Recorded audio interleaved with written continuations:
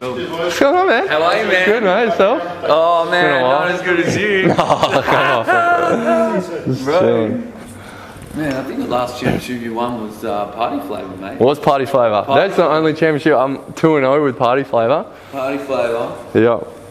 Yeah, well, hopefully you get one on Saturday. Yeah, hopefully. That's the plan. That'd be the plan. That's the plan right now. So, Perth Redbacks, Willetton Tigers, Willetton Tigers. With Perry the, Lakes Hawks. Yeah. With the 4 years in between. 4 years? 3 years? 3 years in between? Seagull All-Star 5. No, I wasn't All-Star 5. No, I was part of the All-Star team. The All-Star team. That played in the Tassie NBL pre-season. Yeah, that's right, yeah. Yeah. And AIS. Yeah, AIS. Warwick Junior. Perry Lake Junior before that for a season. For a season. And then moved to Warwick. That was 92. Is my birthday, yep. Yeah. And then, AIS. Under 19s with Creaky and Hugh Greenwood, Drumick. And then college 4 years, 2 years at Santa Barbara, 2 years at Western Oregon, and then it's when the journey of Redbacks and then overseas and UK and then over east, traveling back and forth. What's been the best experience? Basketball or just experience? No, well, just out of all, like if there was one thing you're like, man, I'm so glad I did that. That's the best decision, the best place I went to was Mount Gambier. Bar probably here. Here's a lot different because I'm not in it to make it any further. Out of all of them, I love Mount Gambier. I best playing country ball where they pack the stadium. Ice house is like a literally tin shed in country. Yeah. Where it's freezing cold. Like you drive into training like at night and it's like dark by like 5 o'clock. You got your high beams on because the fog's that crap, and like the court sometimes if it's really wet there'd be a line through the middle of it just being too wet, and we just like times we couldn't train. Like it just was just like such a fight driving into Melbourne like 5 hours as a group in 2 cars going through the like national forest with the kangaroos with the fog going like 30 k's for like 6 hours because you can't see anything. This is the story. You know, I was talking about well, because what I want to do is I want to sit down. So I played in this like Sunday league with Caleb Davis. Yeah. And I want to do this thing where like sit down with guys who were like on the fringe of having like a professional career of like, and it's the stories like that. Yeah. That people are like, man, but you said that's the best experience you had. Yeah. Like, you never forget it. Like, yeah, I went there not like I was supposed to be the 6th man in Mount Gambier. Yeah. And I got kind of quite fortunate. Game 1, we had Majuk Dan coming in. Yeah. Breaks his foot in the first game, and they have to just tear me into the starting lineup and play. Our point guard has 42 in the second game, and it was my first game starting. I had 21 and 12. Point guard has 42. Next training session on Tuesday, tears his MCL, out for 8 weeks. We've lost our starting point guard Tom Daly and our 5-man Majuk Deng, who was supposed to come in and just explode. Like he's long, 6'11", shoots the ball like incredibly well, athletic. Like he was tearing up practice, and then it just opened my door. I 100% just became like the guy. I had like first time I had sets ran for me in positions where I could be successful, pick and pop, ripping on the rim. And then it just kind of put me sort of on the map being able to play, because before that I was just a role guy, play D, move the ball, shoot if I'm open, not really kind of do too much in Hobart, and then went to Mount Gambier. It was supposed to be quite similar. They didn't know what they were really getting, and then all of a sudden we're just averaging, I think it was like at one point I was one of 2 Aussies averaging like 18 and 10. It was me and Craig Moller.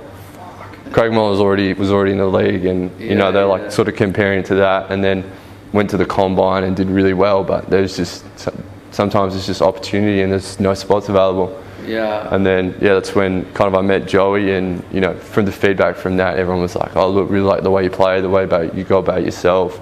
You just play the right way, you play hard." And then Joey's like, "Look, come down to Adelaide." So after Mount Gambier, I think I flew home. I was home for like 2 weeks. And I just kind of said to she was my girlfriend, she's my wife now. I was like, look, I'm going to go. Like, I've got to take this up. Because we'd driven from Mount Gambier all the way back in her Jeep, all the way back home. Out of like the 3 days driving. Mount Gambier is the other side. The other side of Adelaide. Yeah, other side of Adelaide. So it's like 30 minutes. Side. No, it's like the border town between Victoria and it's like the blue. Is that near the Blue Lake or is that? Yeah, it's the Blue Lake is Mount Gambier. It's literally half an hour. Like it may as well be Victoria. It's half an hour before the Victorian border. Like you literally get out of Mount Gambier and it's like, oh, welcome to Victoria. So this is like basically that. It's 5 hours either way. Like it's give or take, you can go whatever you want. You can go in Melbourne where it's a bit more windy, or you drive on 2 roads if you go to Adelaide. So we drove all the way back 3 days. My wife drove for 40 minutes total, and the 40 minutes she complained for the whole, like half an hour of the 40 minutes of how bored she was. So I drive the whole way back. We go to, we stay on the Nullarbor in the one of the accommodation, and immediately you open the door, big sign, watch out for snake. She immediately is on the bed, like sat like this. I'm like, it's fine, babe, it's fine. Like nothing's gonna happen, like we're all good. No service on our phones. I was like, look, we should probably get a SIM card. She's like, no, we'll be fine, there'll be service. We get no service. Like, you don't get service anywhere along that road. So I end up getting a SIM card. And all that time I'm like waiting for my agent to call me because, I'm waiting for an opportunity. And then he's like, look, like things are in the works. Anyway, get back 2 weeks. And then he's like, Joey's always wanted you here. I met him on the way back in Adelaide on a stop. And he's like, yeah, he wants you here. So end up flying over. It was weird, stayed in, I can't remember what the suburb was, but it was on the, the lake, sort of north of, it's on the coast. There's like a man-built lake and all the houses are on the lake, super big. I literally was living in a mansion with this old couple who just, kindly enough, like knew through family that were just like, here, live in our house. And it's a 5-bed, 5-bath, all of them are en suites, overlooking the lake. They have outside their door is basically a jetty to go onto the lake if you want to go on the jetty. The living room, open plan living room, 2 kitchens, massive one, and then the little like servant's kitchen, a full like theatre room. Then on the bottom floor with the garage, there's the house same underneath. So they've got like this massive office.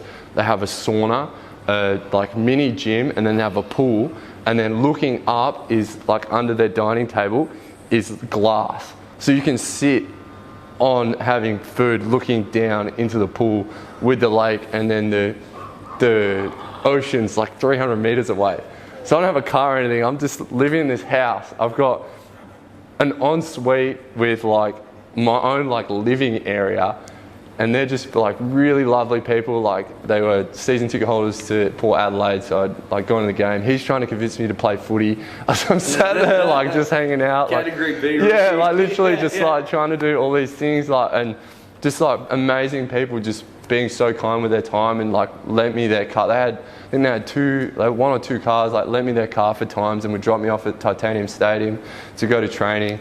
And then when my wife eventually came over, we were just like we can't stay here, we got to go find our own place. But it was crazy, like living in this mansion in Adelaide and just like get them just like doing all this stuff for me I didn't even ask for. It was just kind of one of those like, how the hell did I get here moments, like what happened, and just training, just kind of training with Adelaide, which was an amazing experience. Like Joey was just sensational. Like he was awesome. At the time? No, that was so it was the year with Idris Deleon when he got released after a few weeks, and that was Sobey's breakout year before. I think maybe he did leave after that year, and it was like Harry Froling, Drimmick, Ramon Moore when he had that injury problems with his calf and hammy, and then Jake Wiley, like he was an awesome dude as well. Like it was just just kind of went there and then straight off to Geelong. Like probably had maybe a weekend or a week at home. Kind of when they played Perth for the last game, I came back here for a week and then went straight back to Adelaide to then drive over to Geelong. And all that time I was working, cleaning Airbnbs, so I was training for free. Let's go. So we have spent the last 10 minutes And that has been the best content that I've ever sat down with, man. Yeah.